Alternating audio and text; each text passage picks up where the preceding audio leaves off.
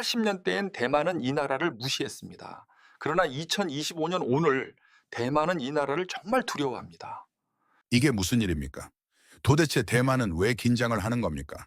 상대가 도대체 누구이길래 대만 국방부 회의실에 긴장이 흘렀습니다. 스크린엔 어느 나라의 전투기 편대가 떠 있었습니다. 한 장성이 낮은 목소리로 말했습니다. 저들이 위협입니다. 같은 시각 대만 공영방송에선 그 나라 전투기를 비하하는 방송이 나갔습니다.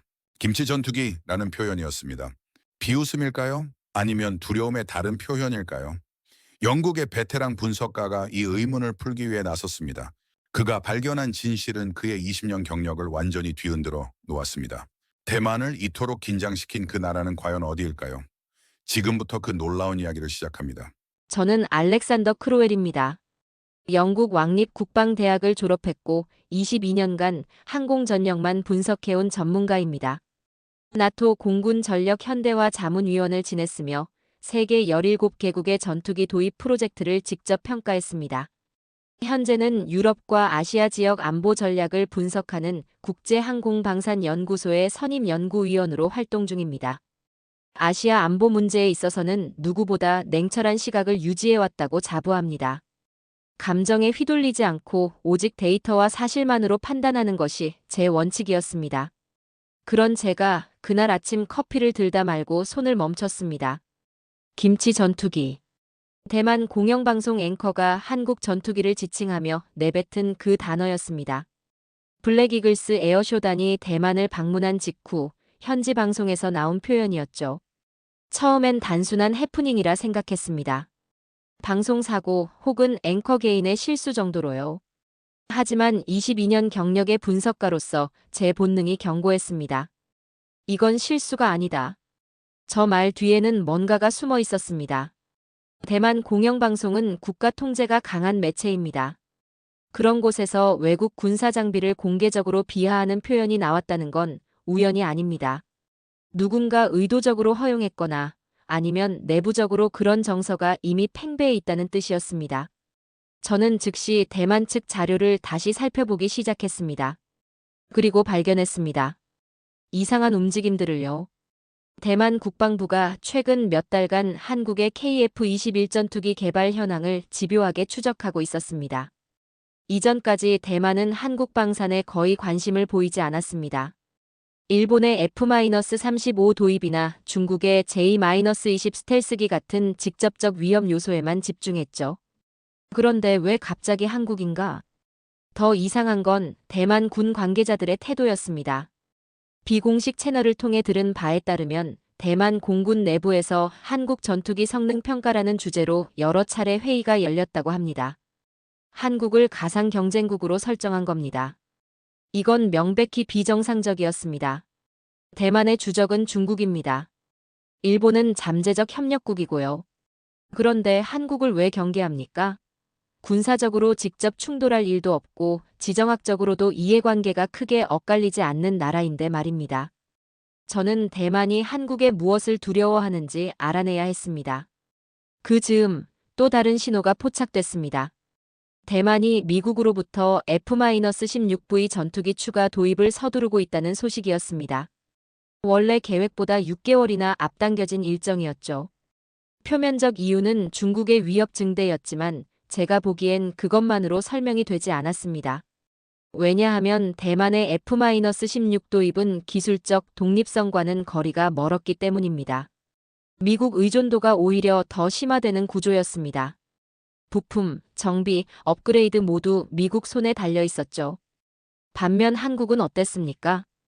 KF-21 전투기는 자체 개발 전투기였습니다.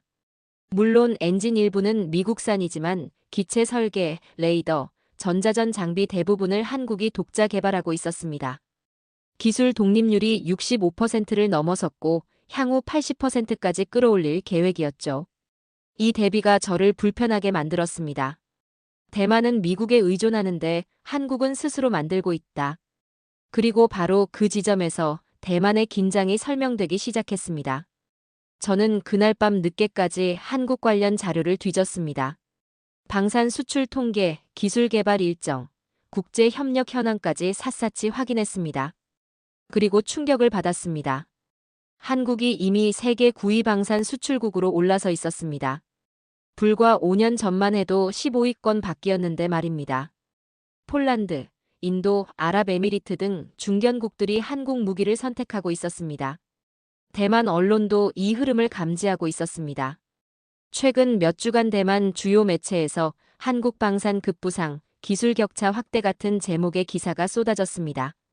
논조는 대체로 불안과 경계였습니다. 한대만 전문가는 이렇게 썼더군요. 80년대엔 우리가 한국보다 앞섰다. 그런데 지금은 따라잡기도 벅차다. 저는 그 문장을 읽으며 뭔가 크게 잘못 짚고 있었다는 걸 깨달았습니다. 지금까지 저는 아시아 기술 패권을 일본과 대만 중심으로 분석해왔습니다. 한국은 그저 빠르게 성장하는 신흥국 정도로만 봤죠. 하지만 대만의 이 과도한 긴장, 이 불안한 움직임은 제 기존 분석 틀로는 설명되지 않았습니다. 뭔가 근본적인 변화가 일어나고 있었습니다. 그리고 저는 그 변화의 중심에 한국이 있다는 사실을 인정하지 않을 수 없었습니다. 저는 모니터를 끄고 창밖을 바라봤습니다. 런던의 밤하늘은 여전히 어두웠지만 제 머릿속엔 하나의 질문이 타오르고 있었습니다. 한국 이 나라에 도대체 무슨 일이 일어난 거지? 그날 이후 저는 한국을 다시 분석하기로 결심했습니다. 처음부터 편견 없이 철저하게 말입니다. 그리고 그 과정에서 저는 제 20년 경력이 흔들리는 경험을 하게 됩니다. 다음 날 아침, 저는 본격적으로 한국 데이터를 파헤치기 시작했습니다. 가장 먼저 확인한 건 KF-21 전투기 개발 기록이었습니다. 대만이 그토록 긴장하는 이유를 알고 싶었기 때문입니다. 파일을 열고 저는 숨이 멎었습니다. 시험 비행 성공률 98.7%. 개발 착수 후 첫 비행까지 걸린 시간 6년 4개월. 기술 독립률 65%, 목표치 80%. 이 숫자들이 뭘 의미하는지 아십니까? 보통 전투기 개발은 20년 이상 걸립니다. 미국의 F-35도 초도 비행까지 15년이 걸렸고 일본의 F-2는 개발 과정에서 수차례 좌초 위기를 겪었습니다. 그런데 한국은 절반도 안 되는 시간에 그것도 4.5세 대급 성능을 목표로 한 전투기를 하늘에 띄웠습니다. 더 놀라운 건 기술 독립률이었습니다. 65%라는 숫자는 엔진을 제외한 대부분의 핵심 기술을 한국이 자체 보유하고 있다는 뜻입니다. 능동 전자주사 방식 레이더, 전자전 장비, 항법 시스템, 무장 통합 체계까지 말입니다. 저는 대만의 상황과 비교하지 않을 수 없었습니다. 대만은 어떻습니까? F-16B를 도입하고 있지만 기술 독립률은 사실상 0%입니다. 미국이 주는 대로 받아 쓰는 구조입니다. 자체 개발 능력은 전혀 없습니다. 경국호라는 전투기를 만들긴 했지만 그마저도 미국 기술 의존도가 70%를 넘었고 결국 단종됐습니다. 대만이 이걸 보았으니 당연히 불안할 수밖에 없겠군. 저는 중얼거리며 다음 자료를 열었습니다. 한국 방산 수출 통계였습니다. 2023년 기준 한국은 세계 9위 방산 수출국이었습니다. 수출액은 약 170억 달러. 불과 10년 전만 해도 15위권 밖이었는데 폭발적으로 성장한 겁니다. 주요 수출 품목을 보니 더 놀라웠습니다. 폴란드의 K2 전차 180대, K9 자주포 212문, FA-50 전투기 48대. 이건 단순한 무기 판매가 아니었습니다. 한 나라의 지상군 전력 핵심을 통째로 한국산으로 바꾸는 수준이었습니다. 인도에는 K9 자주포 100문, 아랍에미리트에는 천국-2 방공 시스템, 호주에는 K9 헌팅스맨 자주포 30문. 이 나라들이 왜 한국 제품을 선택했을까요? 가격 때문일까요? 아닙니다. 폴란드는 독일 레오파르트 전차를 살 수 있었습니다. 인도는 미국 무기를 선호해왔습니다. 하지만 그들은 한국을 선택했습니다. 이유는 명확했습니다. 성능, 신뢰성, 그리고 기술 이전이었습니다. 한국은 무기를 팔면서 기술도 함께 넘겨줬습니다. 현지 생산, 정비 기술, 업그레이드 능력까지 이전해줬습니다. 이건 미국이나 유럽 업체들이 절대 하지 않는 방식이었습니다. 경쟁 구도 자체가 달라지고 있군. 저는 이 대목에서 한국이 단순히 무기를 잘 만드는 나라가 아니라 완전히 새로운 방식으로 시장을 재편하고 있다는 걸 깨달았습니다. 하지만 충격은 여기서 끝이 아니었습니다. 저는 반도체 자료를 열었습니다. 삼성전자의 3나노 공정 기술. 저는 화면을 뚫어져라 쳐다봤습니다. 삼성이 3나노 양산에 성공했고 엔비디아가 차세대 AI 칩 생산을 삼성에 맡기기로 했다는 내용이었습니다. 기존의 대만 TSMC가 독점하던 영역에 삼성이 파고든 겁니다. 더 놀라운 건 삼성이 2나노 공정 개발도 거의 마무리 단계라는 점이었습니다.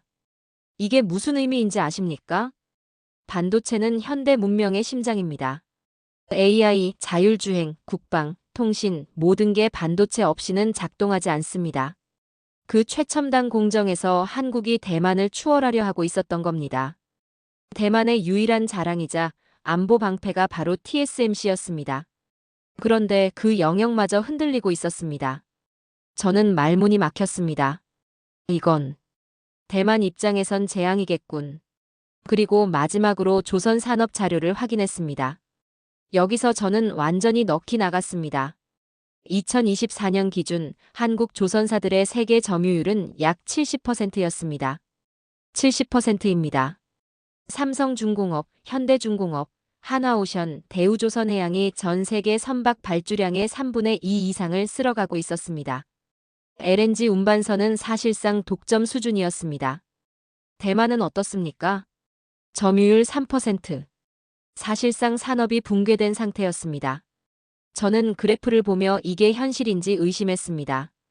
70%대 3%. 이건 경쟁이 아니었습니다. 압도였습니다. 한국 조선소들은 친환경 선박, LNG 추진선, 해상 풍력 설치선까지 차세대 기술을 선도하고 있었습니다. 반면 대만 조선산업은 사실상 유지 보수나 소형 선박 제작에 머물러 있었습니다. 저는 모니터에서 눈을 떼고 깊게 숨을 들이켰습니다. 방산, 반도체, 조선. 세 분야 모두에서 한국이 대만을 압도하고 있었습니다. 아니, 압도를 넘어서 다른 차원에 올라 있었습니다. 이건 우연이 아니었습니다. 개별 산업의 성공이 아니라 국가 전체의 체질이 바뀐 겁니다. 저는 20년 넘게 국제 안보와 방산을 분석해왔습니다.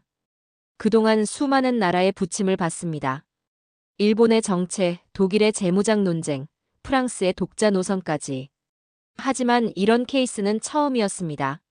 한 나라가 이렇게 짧은 시간에, 이렇게 광범위하게, 이렇게 깊이 성장한 사례를 본 적이 없었습니다. 저는 창밖을 바라보며 중얼거렸습니다. 한국의 상승은 단일 분야가 아니라 전방위적이었다. 그리고 깨달았습니다. 대만이 한국을 경계하는 이유가 이제 선명하게 보였습니다. 이건 기술 격차가 아니었습니다. 문명 격차에 가까웠습니다. 데이터를 확인한 지 사흘째 되던 날, 저는 한국제회의 영상을 보게 됐습니다. 제목은 팩트 경주 글로벌 공급망 협력 회의였습니다. 미국, 일본, 한국, 대만, 인도 등 주요국 장관들이 모인 자리였습니다. 주제는 반도체와 첨단 기술 공급망 재편이었죠. 저는 습관적으로 미국 대표의 발언을 주목했습니다. 보통 이런 회의는 미국이 주도하니까요. 그런데 이상했습니다. 회의를 실질적으로 이끄는 건 한국이었습니다. 한국산업통상자원부 장관이 발언할 때 다른 나라 대표들이 메모를 했습니다. 질문이 쏟아졌습니다. 특히 반도체 패키징 기술, 배터리 공급망, 방산 협력 부분에서 한국의 입장을 모두가 궁금해했습니다. 저는 화면 구석에 잡힌 대만 대표의 표정을 놓치지 않았습니다. 굳어 있었습니다. 그는 한국 장관이 말할 때마다 보좌관과 귓속말을 나눴습니다.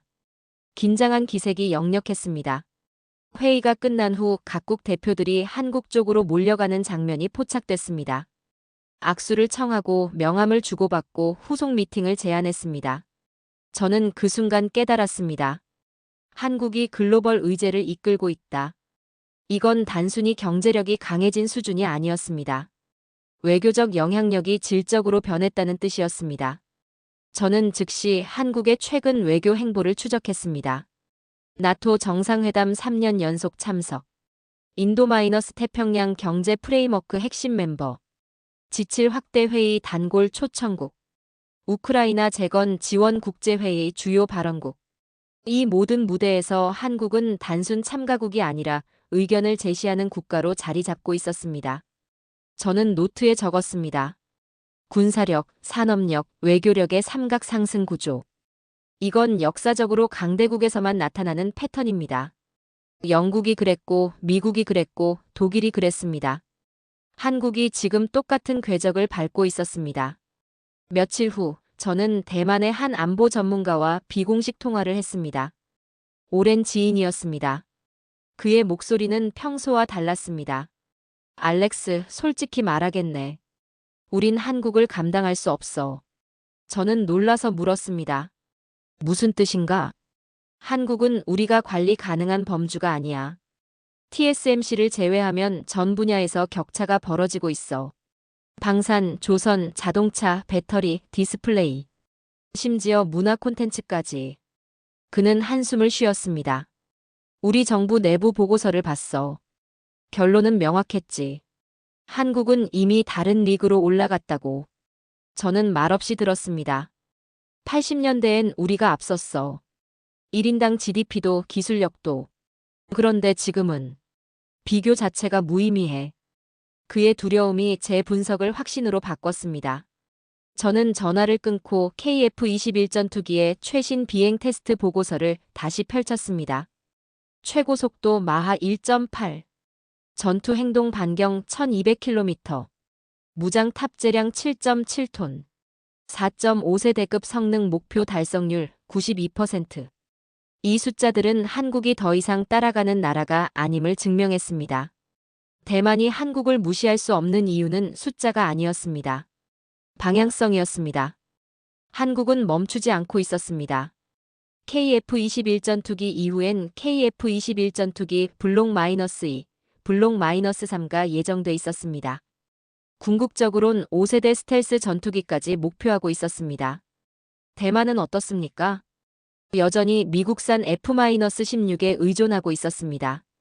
자체 개발 계획은 전무했습니다. 저는 창밖을 바라보며 중얼거렸습니다. 80년대의 한국과 대만은 더 이상 존재하지 않는다.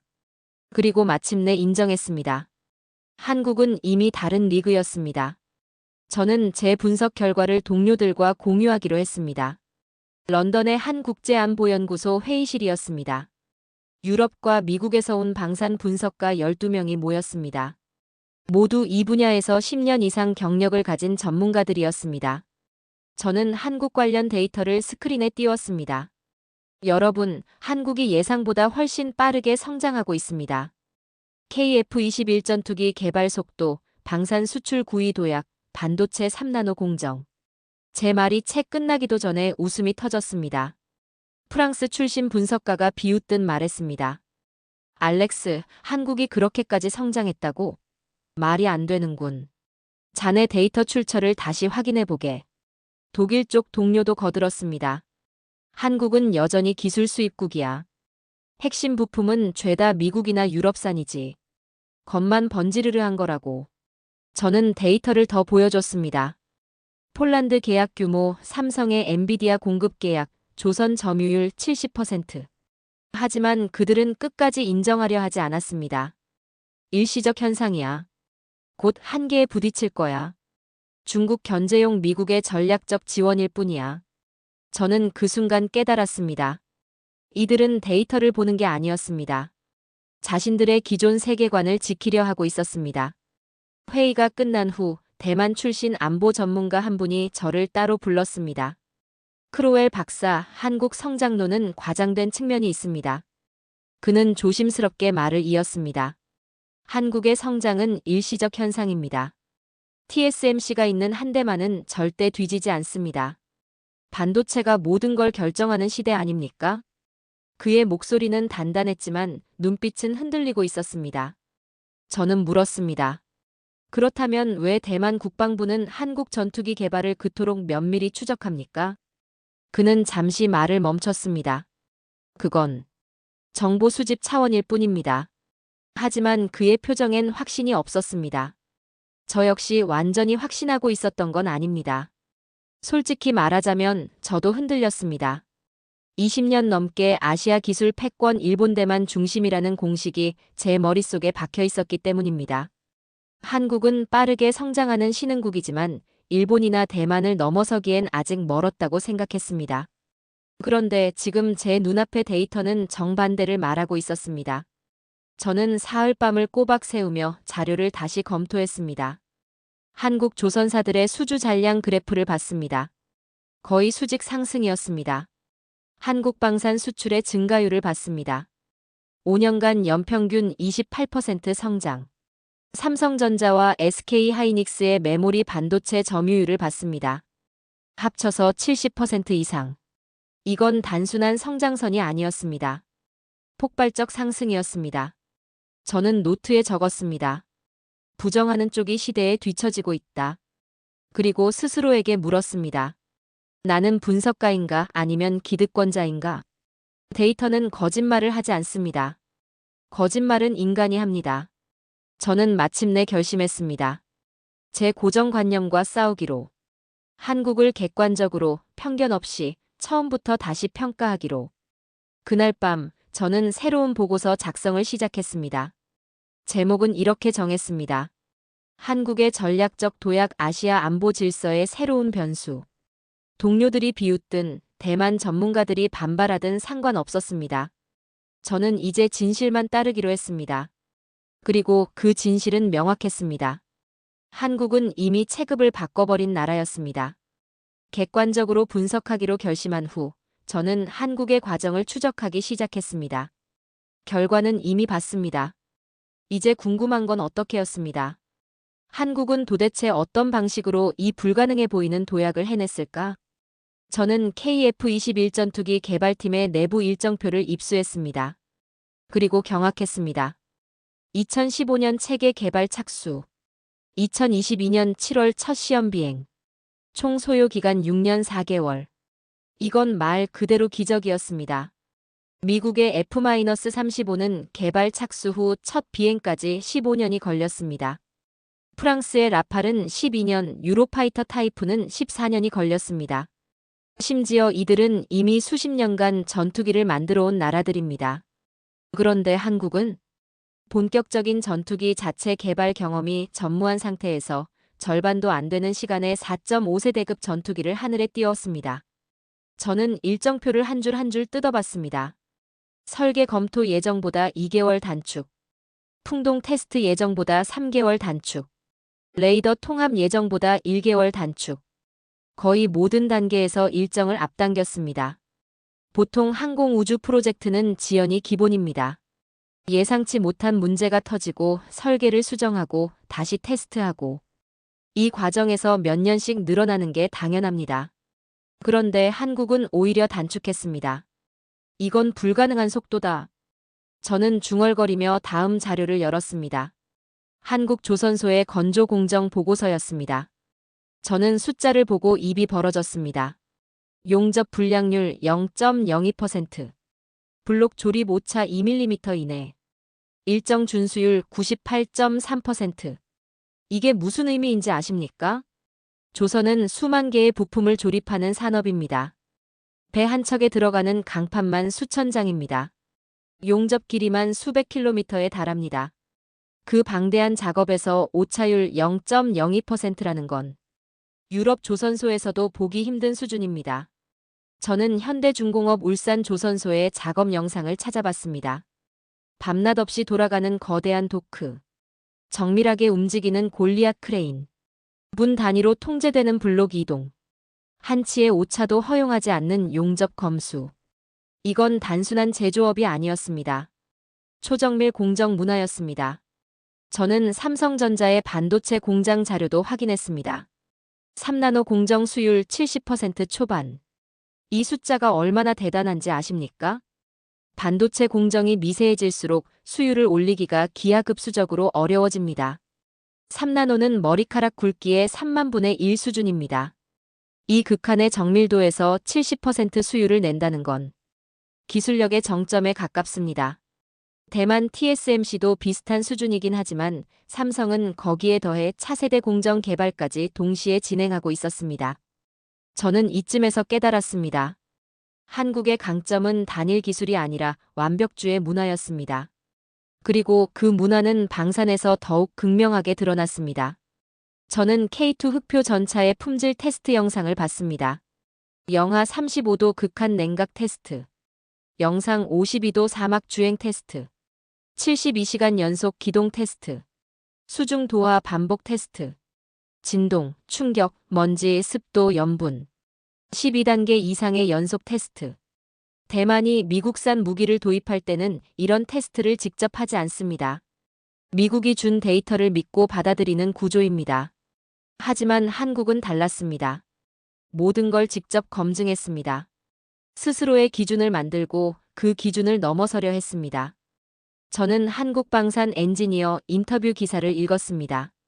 안 되면 될 때까지 합니다. 포기는 없습니다. 밤샘 작업은 당연합니다. 완벽하지 않으면 의미가 없으니까요. 우리가 만드는 건 단순한 제품이 아닙니다. 군인들의 생명이 걸린 장비입니다. 저는 이 문장들을 읽으며 전율했습니다. 이건 기술이 아니었습니다. 정신력이었습니다. 유럽 엔지니어들은 정해진 시간만 일합니다. 노조가 강하고 워라밸이 중요하니까요. 물론 그게 나쁜 건 아닙니다. 하지만 한국은 달랐습니다. 그들은 프로젝트를 단순한 업무가 아니라 사명으로 받아들이고 있었습니다. 저는 KF-21 전투기 개발 현장 사진을 봤습니다. 새벽 2시 여전히 불이 켜진 경납고 컴퓨터 앞에서 데이터를 분석하는 엔지니어들. 시험 비행 후 즉시 모여 결과를 검토하는 팀.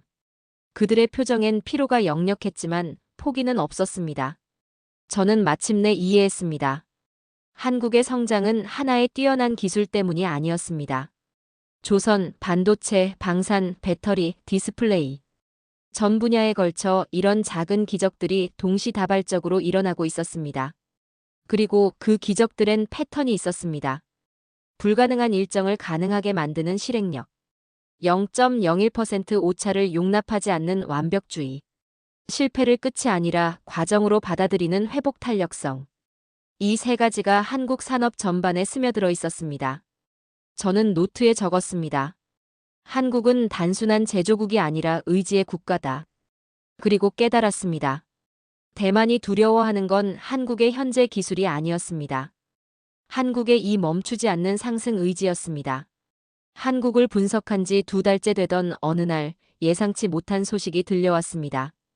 KF-21 전투기 개발 과정에서 문제가 발생했다는 것이었습니다.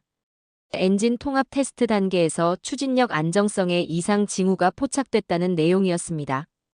고속 기동 중 진동 수치가 허용 범위를 초과했고 이로 인해 다음 단계 테스트가 보류됐다는 보고였습니다. 저는 즉시 관련 자료를 찾아봤습니다. 기술적으로 보면 이건 치명적인 문제는 아니었습니다.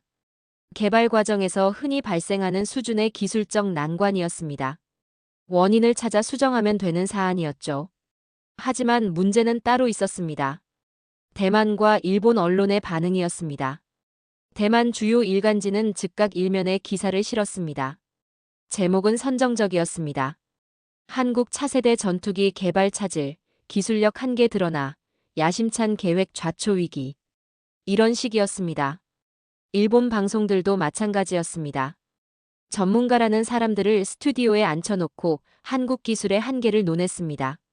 미국 기술 의존도가 높다는 점을 반복해서 강조했습니다. 저는 이 반응들을 보며 씁쓸하게 웃었습니다. 그들은 한국이 실패하길 바라고 있었습니다. 한국 내부 상황도 만만치 않았습니다. 온라인 커뮤니티와 언론 댓글란에는 비판이 쏟아졌습니다. 세금 낭비, 처음부터 무리한 계획, 미국 전투기 사는 게 나았다는 목소리가 높았습니다. 야당 의원 일부는 국회에서 사업 재검토를 요구했습니다. 예산 삭감 주장도 나왔습니다. 외부의 조롱과 내부의 조급함이 동시에 한국을 압박하고 있었습니다. 저는 냉정하게 분석했습니다. 이런 상황에서 대부분의 프로젝트는 두 가지 중 하나를 선택합니다. 일정을 대폭 늦추거나 아니면 기준을 낮추거나. 프랑스의 한 전투기 개발 사업은 비슷한 문제로 3년이 지연됐습니다. 독일의 한 프로젝트는 성능 목표치를 하향 조정했습니다. 한국은 어떤 선택을 할까? 저는 며칠간 한국방위사업청과 한국항공우주산업의 움직임을 추적했습니다. 그리고 놀라운 광경을 목격했습니다. 한국은 흔들리지 않았습니다. 개발팀은 비상전환 프로토콜을 발동했습니다. 엔진 담당 엔지니어 60여 명이 한 공간에 모였습니다. 24시간 교대 체제로 진동 데이터를 분석하기 시작했습니다. 문제의 원인을 찾는 데 걸린 시간은 36시간이었습니다. 엔진 자체의 문제가 아니었습니다. 기체와 엔진을 연결하는 마운트 부품의 공진 현상이었습니다. 특정 속도 구간에서 진동이 증폭되는 구조적 문제였죠. 원인을 찾자 해결책도 나왔습니다. 마운트 재질을 변경하고 진동 흡수 댐퍼를 추가 설계했습니다. 시뮬레이션을 돌렸고 3일 만에 새로운 설계안이 나왔습니다. 유럽이었다면 이 과정에 최소 3주는 걸렸을 겁니다. 설계회의 소집하고 승인받고 제작 발주하고 절차만 해도 복잡합니다. 한국은 달랐습니다. 현장에서 즉시 결정하고 즉시 실행했습니다. 승인 라인을 최소화했고 책임자가 직접 현장을 지휘했습니다. 새로운 부품이 제작되고 장착되기까지 5일이 걸렸습니다. 재테스트 결과 진동 수치는 정상 범위로 돌아왔습니다. 문제 발생부터 해결까지 총 12일. 저는 이 과정을 지켜보며 전율했습니다. 한국은 위기를 종료 신호가 아닌 업그레이드 신호로 받아들이고 있었습니다. 실패를 두려워하지 않았습니다. 오히려 실패 속에서 약점을 찾아내고 그걸 보완하며 더 강해졌습니다. 저는 대만과 일본의 대응 방식을 떠올렸습니다. 그들은 실패를 최대한 회피하려 합니다. 위험 요소가 보이면 계획 자체를 축소하거나 포기합니다. 안전한 선택을 우선시합니다. 그게 나쁜 건 아닙니다. 합리적인 선택일 수도 있습니다. 하지만 그런 방식으론 절대 혁신을 이룰 수 없습니다. 한국은 정반대였습니다. 위험을 감수하고 실패를 받아들이고 그 속에서 배우며 앞으로 나아갔습니다. 이건 문화의 차이였습니다. 대만과 일본 언론은 한국의 빠른 회복을 보고도 조롱을 멈추지 않았습니다. 임시방편, 근본적 해결 아니다. 또 문제 생길 것이라는 논조를 유지했습니다. 하지만 저는 알고 있었습니다. 그들의 조롱 뒤엔 두려움이 숨어 있다는 것을요. 한국이 이렇게 빠르게 문제를 해결하는 모습을 보며 그들은 자신들과의 격차를 실감했을 겁니다. 저는 보고서에 한 줄을 적었습니다. 한국의 진짜 경쟁력은 기술이 아니라 회복 탄력성이다. 그리고 깨달았습니다. 대만이 두려워하는 건 한국의 기술 수준이 아니었습니다. 한국의 이 꺾이지 않는 의지였습니다. 위기 앞에서 주저앉지 않고 오히려 더 강해지는 이 저력이었습니다. 저는 그 순간 한국의 성공이 우연이라는 마지막 의심마저 완전히 지웠습니다. 엔진 문제 해결 후 2달이 지났습니다. 한국항공우주산업은 KF-21 전투기의 전 구간 시험 비행 결과를 공식 발표했습니다. 안정성 평가 99.2%. 모든 비행 구간에서 설계 목표치 달성. 추가 보완 없이 다음 단계 진입 가능. 저는 이 발표문을 보며 회의실 의자에 깊숙이 몸을 기댔습니다. 해냈습니다. 한국이 해냈습니다. 그날 유럽 방산 분석가들의 반응은 침묵이었습니다. 2달 전 저를 비웃던 동료들은 아무 말도 하지 않았습니다. 대만 전문가들도 마찬가지였습니다. 침묵이야말로 가장 확실한 인정이었습니다. 며칠 후 인도네시아 국방부가 KF-21 전투기 도입 검토에 들어갔다는 소식이 들렸습니다. 이어서 폴란드가 FA-50 경공격기에 이어 KF-21 전투기까지 관심을 보인다는 보도가 나왔습니다. 필리핀도 비슷한 움직임을 보였습니다. 이 나라들은 단지 값싼 무기를 찾는 게 아니었습니다. 검증된 성능과 기술 이전 가능성 때문에 한국을 선택하고 있었습니다. 미국이나 유럽 제품보다 한국 제품을 더 신뢰하기 시작한 겁니다. 대만은 이 시점부터 사실상 패닉 상태에 빠졌습니다. 저는 대만 국방부의 내부 보고서 일부를 입수했습니다. 그 안엔 이런 문장이 있었습니다. 한국의 방산 경쟁력은 이제 우리가 통제 가능한 범주를 넘어섰다. 같은 시기 반도체 업계에서도 지각 변동이 일어났습니다. 엔비디아 최고 경영자가 공식 석상에서 발언했습니다. 삼성전자의 3나노 공정을 차세대 AI 칩 생산에 확대 적용하겠다는 내용이었습니다. 이건 단순한 비즈니스 결정이 아니었습니다. 대만 TSMC가 사실상 독점하던 최첨단 반도체 시장에 균열이 생긴 겁니다. 삼성이 그 틈을 파고들었고 세계 최대 AI 칩 기업이 삼성을 선택했습니다. 저는 이 소식을 대만 출신 동료에게 전했습니다. 그는 한동안 말을 잇지 못했습니다. 그의 침묵 속에 모든 감정이 담겨 있었습니다. 충격, 불안, 그리고 인정. 조선 분야에서도 결정타가 날아왔습니다. 사우디아라비아의 네옴시티 해상 프로젝트. 세계 최대 규모의 해상 인프라 건설 사업이었습니다. 수십 개국 기업이 경쟁했고 한국 조선사 컨소시엄이 최종 낙찰을 받았습니다. 계약 규모만 수십억 달러에 달했습니다. 대만 조선산업은 이미 오래전에 경쟁에서 밀려났습니다. 일본마저도 한국의 기술력과 가격 경쟁력을 따라잡지 못했습니다. 저는 이 모든 소식을 종합하며 깨달았습니다. 한국은 산업별로 이기는 게 아니었습니다. 종합적으로 승리하고 있었습니다. 방산, 반도체, 조선, 배터리, 디스플레이. 거의 모든 첨단 산업에서 동시다발적으로 세계 정상권에 올라서고 있었습니다. 이건 우연이 아니었습니다. 국가 전체의 역량이 한 방향으로 수렴된 결과였습니다. 한국의 외교 전략도 이 산업적 성공과 맞물려 돌아가고 있었습니다. 기술 외교, 방산 외교, 경제 외교가 하나의 그림을 그리고 있었습니다. 유럽, 중동, 아시아, 남미. 한국의 영향력은 점점 넓어지고 있었습니다. 저는 보고서 마지막 장에 한 문장을 적었습니다.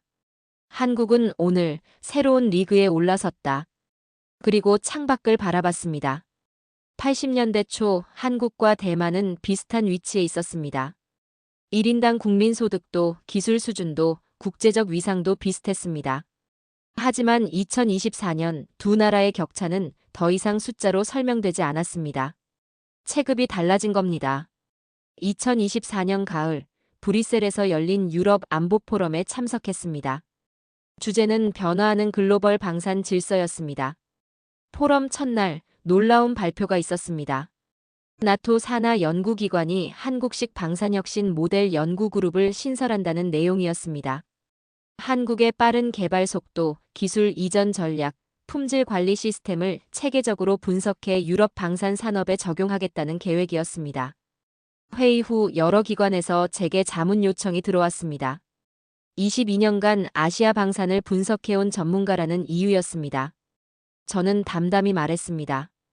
이미 늦었다고. 한국을 따라잡으려면 기술만 베껴선 안 된다고. 문화 자체를 바꿔야 한다고. 그들은 고개를 끄덕였지만 저는 알고 있었습니다. 말처럼 쉽지 않다는 것을요. 같은 시기 대만에서 충격적인 문서가 유출됐습니다. 대만 국가안전회의가 작성한 비공개 보고서였습니다. 제목은 한국 대비 대만 경쟁력 위기 분석이었습니다. 저는 그 문서를 입수해 읽었습니다. 내용은 냉혹했습니다. 방산 분야에서 한국은 대만보다 최소 10년 이상 앞서 있다. 반도체는 TSMC 하나로 버티고 있지만 삼성과 SK의 추격이 가속화되고 있다. 조선은 이미 경쟁 자체가 불가능하다. 배터리, 디스플레이, 자동차 모두 격차가 벌어지고 있다. 보고서는 이렇게 결론지었습니다. 한국의 상승은 일시적 현상이 아니라 구조적 변화다. 대만은 전략적 대응이 필요하다. 저는 이 문서를 읽으며 묵직한 감정을 느꼈습니다. 80년대 초 한국과 대만은 정말 비슷했습니다. 권위주의 정부, 수출주도 경제, 미국 안보 의존. 거의 쌍둥이 같았습니다. 그런데 40년이 지난 지금 두 나라는 완전히 다른 길을 걷고 있었습니다. 국제 무대에서도 변화가 감지됐습니다. 일본은 방위 전략을 수정했습니다. 한국과의 안보 협력 강화를 공식 문서에 명시했습니다. 과거엔 상상도 못할 일이었습니다. 인도는 한국을 핵심 기술 파트너로 지정했습니다. 유럽연합은 한국과의 첨단 기술 협력 확대를 결의했습니다. 이 모든 움직임이 하나의 흐름으로 연결됐습니다. 한국을 중심으로 아시아와 유럽의 산업 질서가 재편되고 있었습니다.